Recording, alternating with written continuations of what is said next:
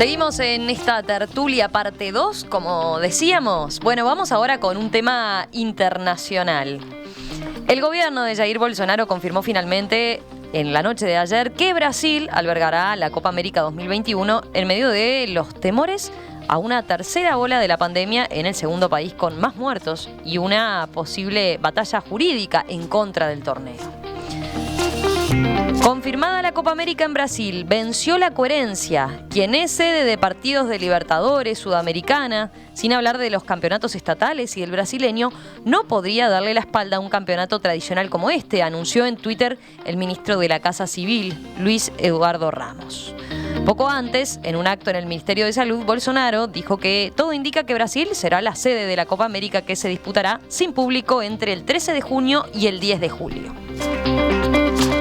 Así que el gigante latinoamericano, el segundo país con más fallecidos por COVID, con 465.000 muertes, deberá ponerse las pilas para organizar la competición de selecciones más antigua del mundo tras la baja de las sedes originales. Recordemos, Argentina por el empeoramiento de la pandemia y Colombia, que está en medio de un estallido social que deja decenas de muertos.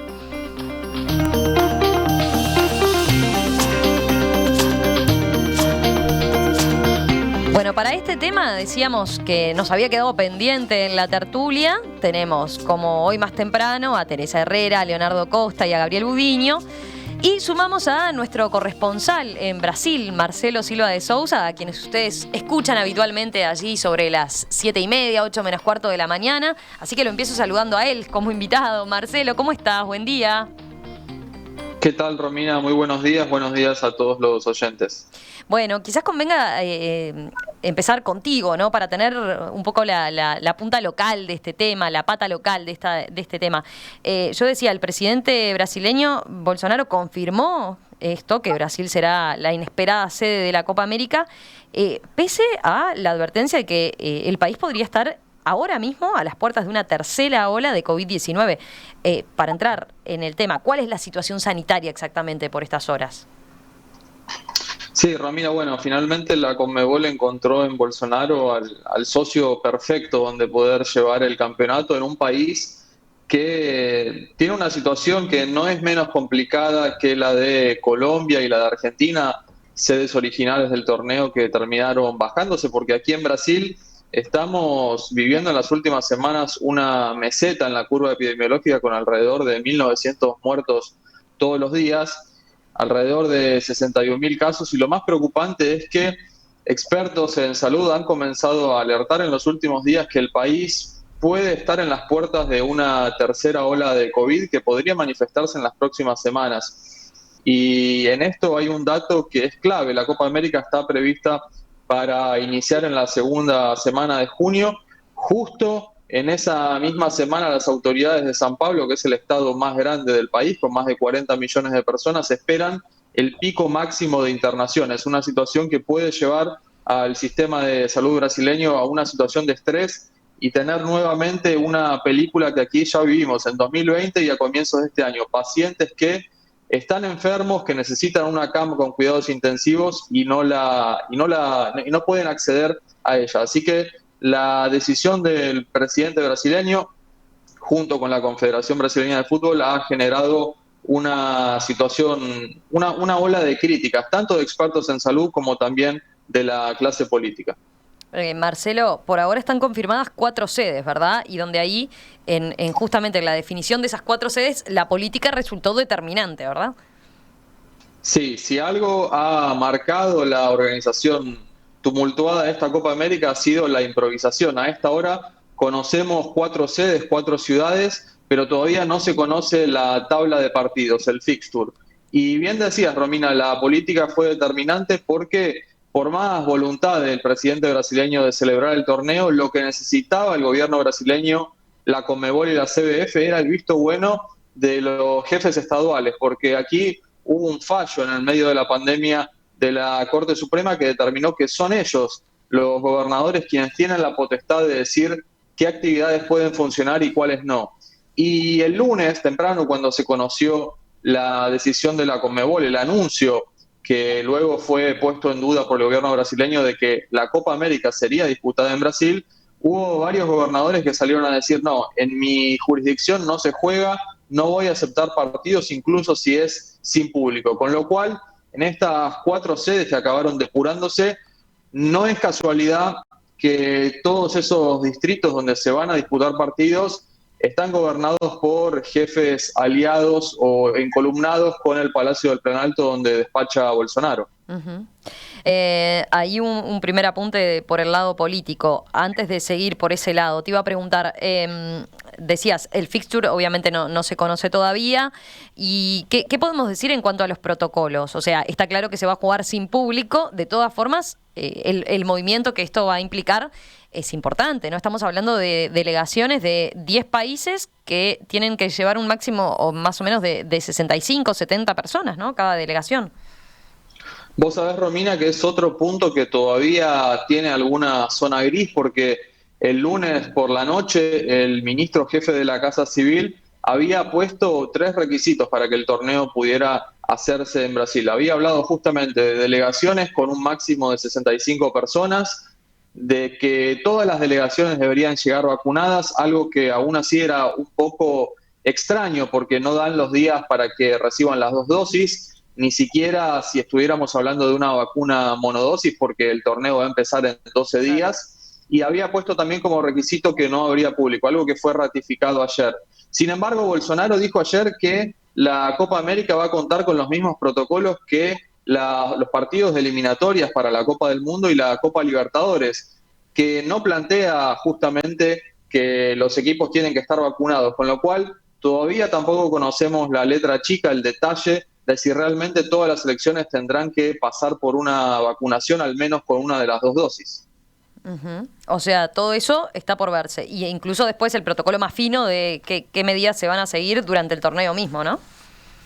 Exactamente, todo eso a esta hora todavía es una incógnita de una Conmebol que anoche, una vez que el gobierno ratificó las sedes, dijo que estaba trabajando para anunciar la tabla de partidos, la programación lo más rápido posible y que a esta hora todavía no lo conocemos. Ujú.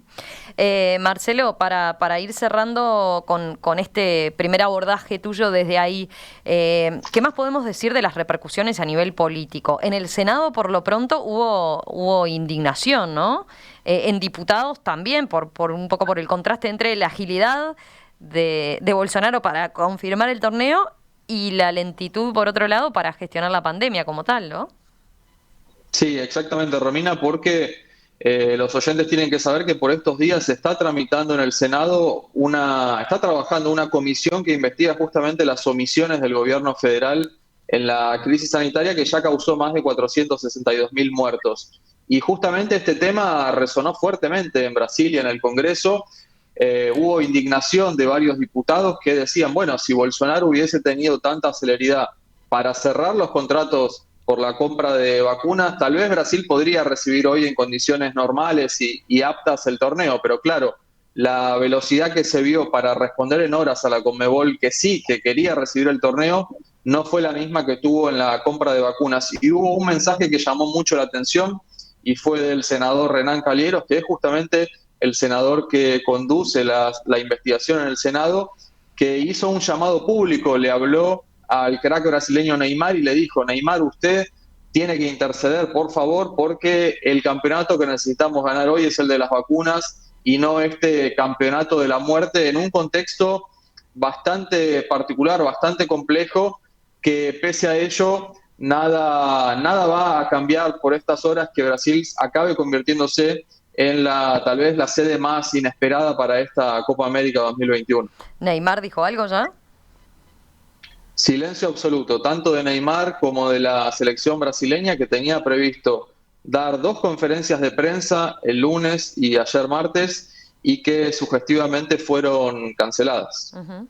Y bueno, y por otro lado, la otra pata política, digamos, de este aspecto tiene que ver con la decisión del Partido de los Trabajadores, ¿no?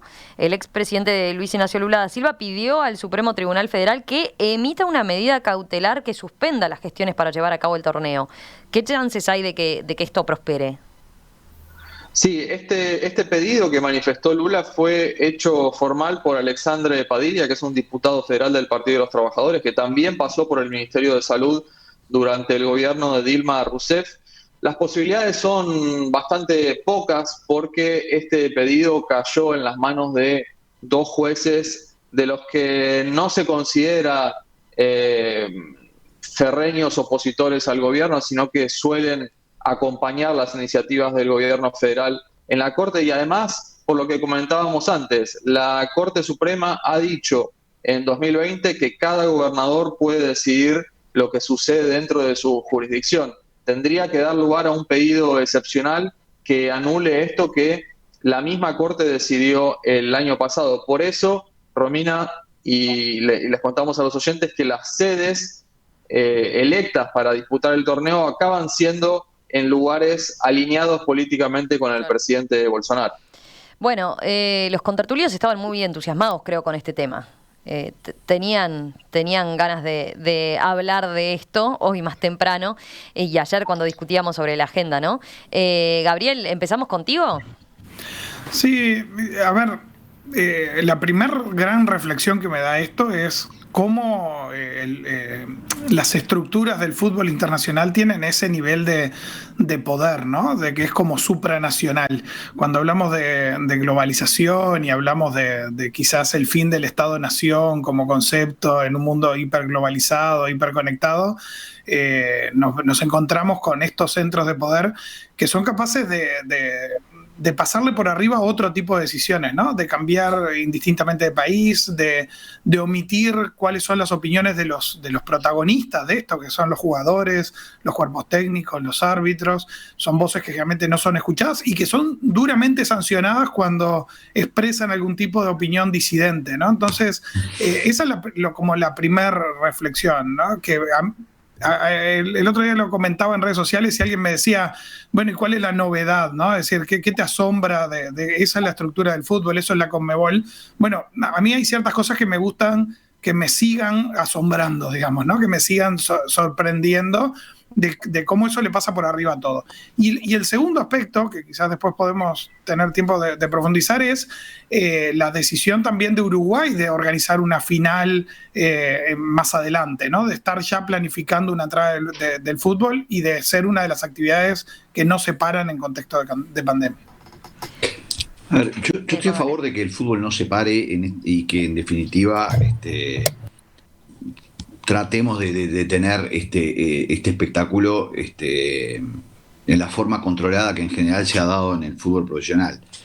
El problema es que en el caso de la Copa América, el nivel de improvisación ha sido tal de que en menos de 2 meses tuvimos 2 sedes que ya no son, más una que de un día para otro apareció, que parece ser realmente una falta de respeto al espectáculo incluso. Yo primero quiero empezar por ahí.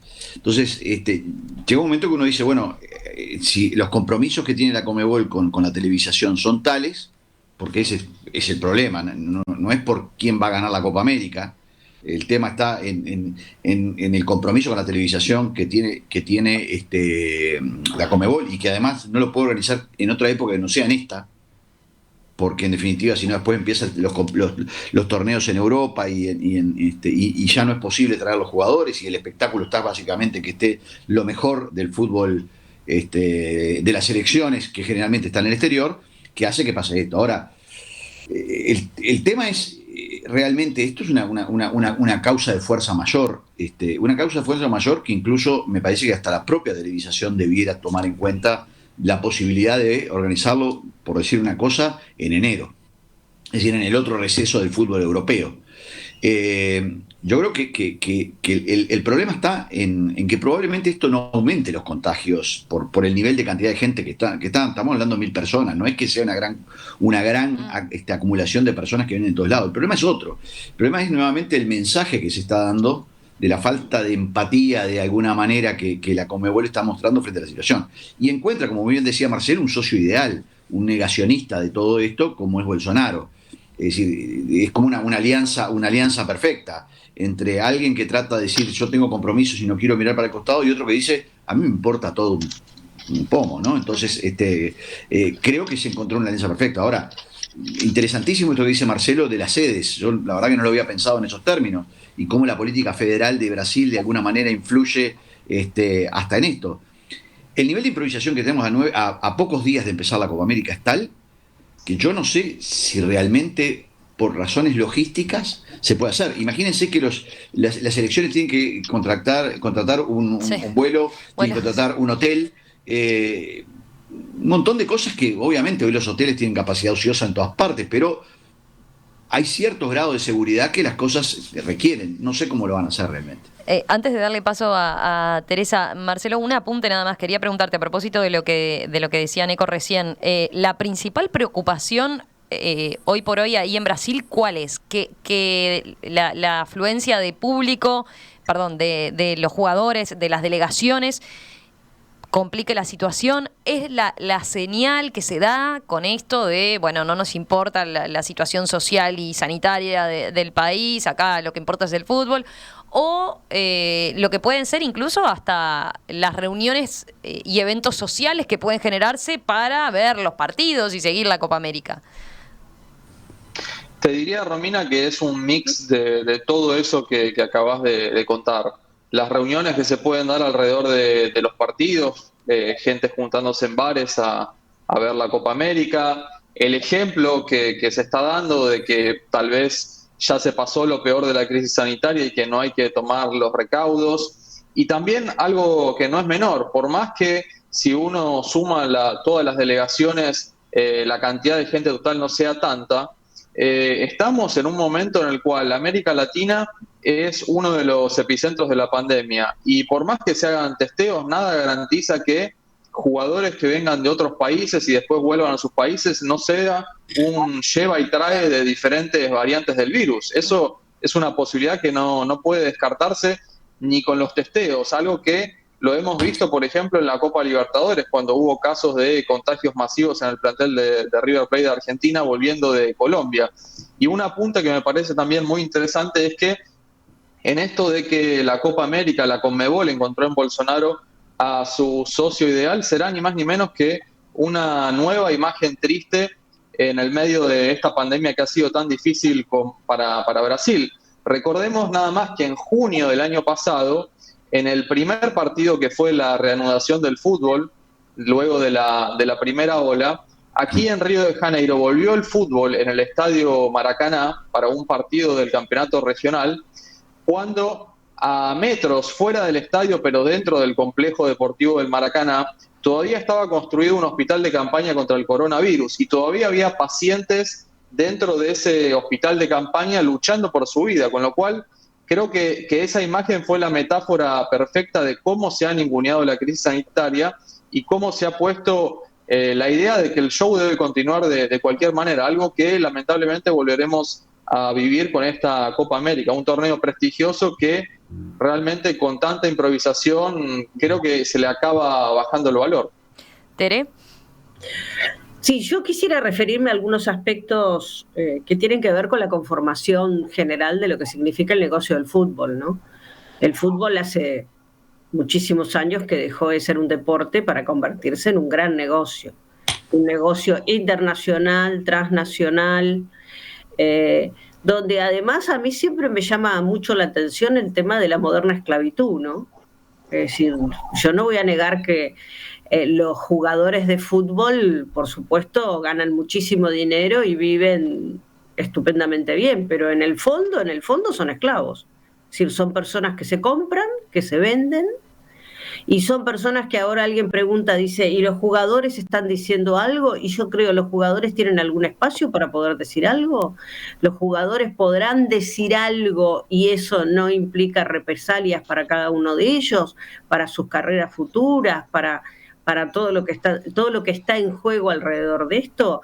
Hace muchos años que, claro, esto de la pandemia lo pone mucho más en evidencia, pero hace muchos años que el fútbol en realidad es un negocio usufructuado por una serie de personas. Bueno, recordemos todos los escándalos que han habido con la FIFA y todo lo demás, ¿no? Es decir, a mí no me extraña la alianza Conmebol-Bolsonaro, porque en realidad se trata de organizaciones que lo último que les importa es realmente la vida de las personas. Lo que les interesa es su negocio, su compromiso con los canales de televisión, con todo lo demás, y tampoco les importa la vida de los jugadores. En tanto, por supuesto, valen, ¿no? Entonces les importan como mercancía, pero no les importan como personas. Mira, Rodolfo desde la audiencia ponía, hoy más temprano, hace unos minutos nos ponía, se extraña a Maradona para enfrentarlos.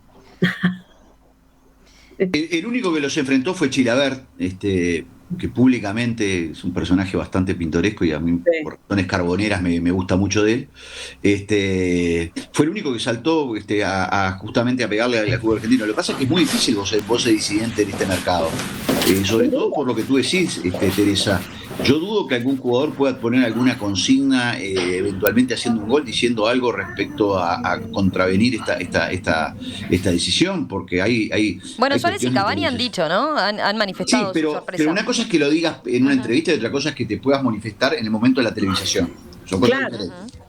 Claro. Y además digo que encabeces un movimiento gremial, digamos, al respecto, una defensa corporativa. Evidentemente, eso yo creo que no va a ocurrir. Creo que, bueno, que finalmente esto se va a cumplir y se va a hacer y va a seguir así, porque nadie le puede poner cascabel al gato, ¿no? Digo, es uno de los negocios más importantes del mundo, ¿no? Y nos seguimos encontrando con el fútbol como herramienta de promoción política o de salvar crisis internas, ¿no? Es decir, porque también hay que contextualizar esto en qué significaría un triunfo de Brasil en una Copa América para Bolsonaro y para la interna política de Brasil, ¿no? Es decir, hay ese juego de política, supranacionalidad que decía yo al inicio, claro. y esto del peso que tienen los jugadores en las decisiones que los afectan, es todo un engranaje muy, muy complejo, ¿no? Pero es una ruleta rusa, ¿no? Sí, claro. Es una ruleta rusa. Claro que es una ruleta rusa. Y además es el viejo pan y circo, donde, bueno, se está terminando el pan, entonces ahora sigamos con el circo. Pero esa ruleta rusa, existe desde hace mucho tiempo. Si no, pensemos lo que pasa con gurises de 12, 13 años que ya son comprados. Teresa, es parte del negocio. Y claro, y por eso digo, es la moderna esclavitud. Miren, esto, a ver, capaz que los futboleros pueden responder. Dice este oyente, Ariel, dice, se ve que ningún contertulio se sienta en su TV a mirar la Copa Libertadores que se está jugando en todos los países de América y en particular en Brasil. ¿Alguien dijo que la Libertadores no se jugara por la pandemia? Y justamente, yo creo que es diferente. Es diferente por el tipo de campeonato, me parece. El riesgo de coronavirus, como bien decía Marcelo, vimos un partido épico casi de River, con un golero improvisado. Sí, totalmente. Y bueno, forma parte de esta cuestión de ahí hagamos, Neco, la aclaración para capaz que los que no son futboleros. Sí, River jugó con un golero al punto, o sea, el grado lesionado de afectación. Y no era golero. Un jugador ahí está que no era golero porque no tenía plantel, ¿no? Estaban afectados por COVID y le había quedado una lista corta, ¿no? O sea, a ese grado se llegó sin suspender el partido, ¿no?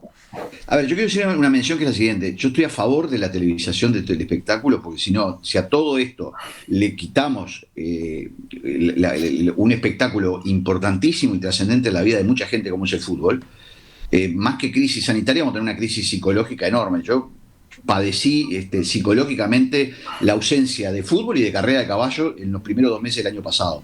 Y me podrán decir que es frívolo. No es que es frívolo, es parte del espectáculo y parte de una pasión. Entonces yo creo que no está mal que haya televisación en condiciones. Acá hay otro condimento, que es la improvisación de cómo se fue tomando una decisión.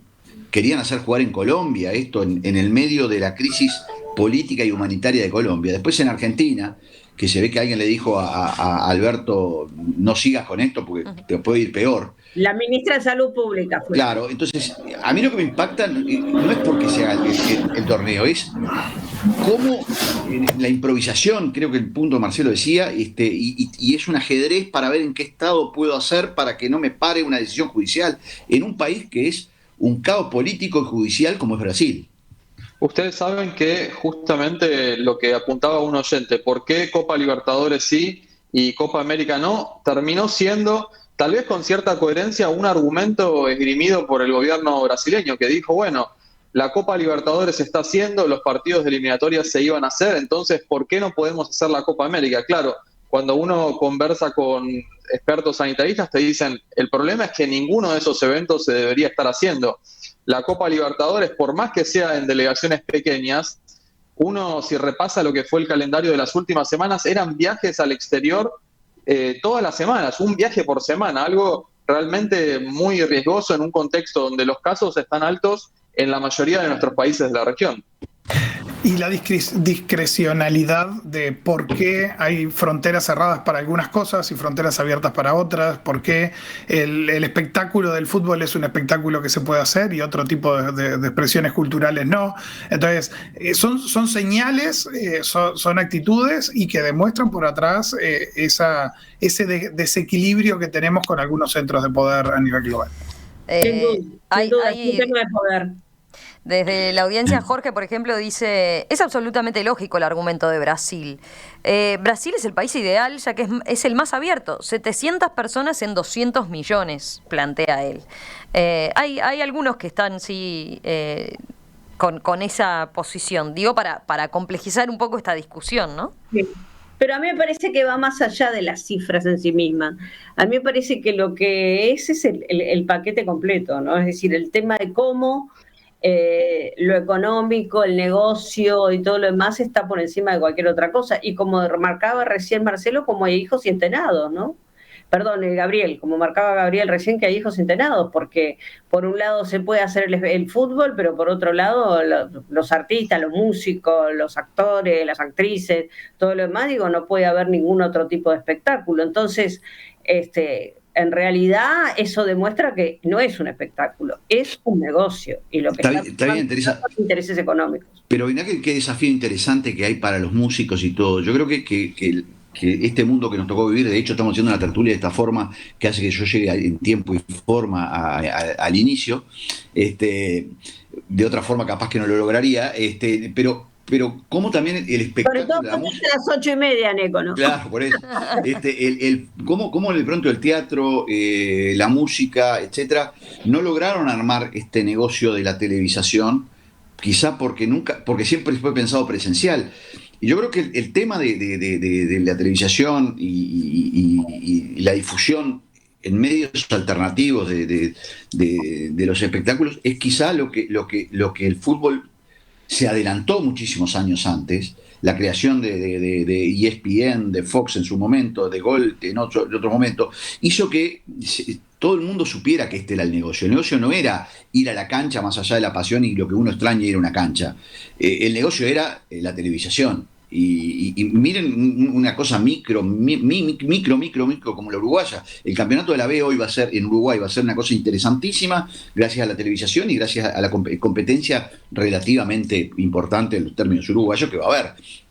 Lo minimizo ahí, ¿no? Claro, pero no lo hacen en cualquier lado, lo hacen en el mejor estadio. O sea, pero ¿qué sponsor tenés para hacer ficción en la televisión uruguaya? No sé, que creo que ese es un tema también de cuáles son las perspectivas. Es decir, porque tú decís, es un desafío. Sí, es un desafío si realmente hay países donde los actores y las actrices están trabajando relativamente, porque hay ficción virtual, pero en Uruguay no existe la ficción virtual. Entonces, yo no estoy planteando que sea fácil, Teresa, simplemente quiero decir que esto es un desafío para el futuro, porque probablemente yo creo que vamos a volver a la normalidad mucho más rápido de lo que todos pensamos, porque Europa lo está haciendo y Estados Unidos lo está haciendo. Ahora, mientras tanto, este año para América Latina va a ser un año, me refiero al 2021, perdón, muy duro todavía. Sí, sin duda. Marcelo, Gabriel, ¿algún apunte para cerrar? No, bueno, simplemente, nos queda en cuanto al informativo esperar para las próximas horas qué va a pasar con las sedes, que ya las conocemos, pero todavía no sabemos dónde se van a jugar los partidos. La gran incógnita es dónde se va a hacer la final. Uno cree que va a ser aquí en el Maracaná de Río de Janeiro. Y un último apunte referido a la distribución espacial de las delegaciones en un país de 200 millones de personas. No hay que olvidar que Brasilia, que se perfila como una de las sedes que va a recibir el partido de apertura, tiene una ocupación de camas de terapia intensiva de casi 90%, con lo cual, por más que se hable de distribución espacial en un territorio grande, la situación es muy compleja y no hay que irse muy lejos. Si alguna de las delegaciones llega a tener algún inconveniente médico, podría encontrarse con la posibilidad de no encontrar una cama disponible cerca. Esto no va a ser la excepción para los equipos de fútbol. Por ahora ninguna se bajó, ¿no? Ninguna delegación se bajó, ¿no?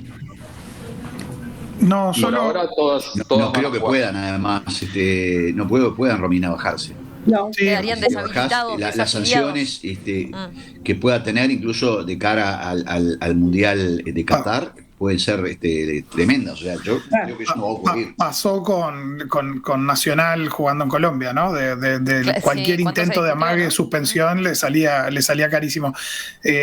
A todo esto, obviamente, va a empezar en su momento la Copa América y todos nos vamos a apasionar de vuelta con el deporte, diría Leo, y estaremos prendidos a la televisión y nos olvidaremos de estos valores o de estas reflexiones. Pero sin duda se corre el riesgo también de desdibujar el deporte si una de las selecciones tiene números grandes, digamos, de contagios o cosas por el estilo que la inhabiliten prácticamente a jugar en condiciones. Por lo tanto, al final termina pasándole por arriba la economía a todo el resto de las cosas y bueno, es parte del juego, pero también está bueno, como decía al comienzo, que podamos charlar sobre eso y sigamos teniendo una visión crítica sobre esos modelos. Hay oyentes que me piden que aclare qué han dicho, por ejemplo, Suárez y Cavani. Bueno, Suárez, el delantero del Atlético Madrid, cuando llegó al aeropuerto de Carrasco, dijo: estamos en una situación difícil a nivel mundial, llama la atención que se juegue. Es la realidad, pero al momento en que se confirme, debemos tratar de afrontarlo de la mejor manera posible y no pensar en la pandemia. A veces habría que darle prioridad a la salud del ser humano y no a un torneo de fútbol, ¿no? Después, Cavani, ¿qué dijo? No soy el único que piensa que los futbolistas no tenemos voz ni voto en ciertas cosas. Muchas veces no se ve, pero somos los que tenemos que ir a poner la cara para tratar de darle una alegría a toda esa gente que se tiene que cuidar. Por eso hablaba de la moderna esclavitud. Y dijo, a ver, sin embargo, a veces hay que poner por delante otras cosas que no son importantes también.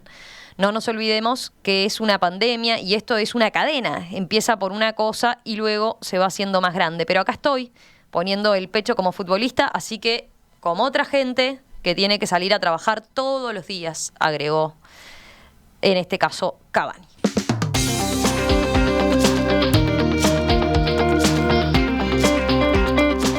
Bueno, Marcelo Silva de Sousa, nuestro corresponsal en Brasil, Gabriel Budiño, Leonardo Costa, Teresa Herrera, gracias a los contertulios inicialmente por haber bancado esta segunda parte, este bis de la tertulia en esta jornada, y a Marcelo, por supuesto.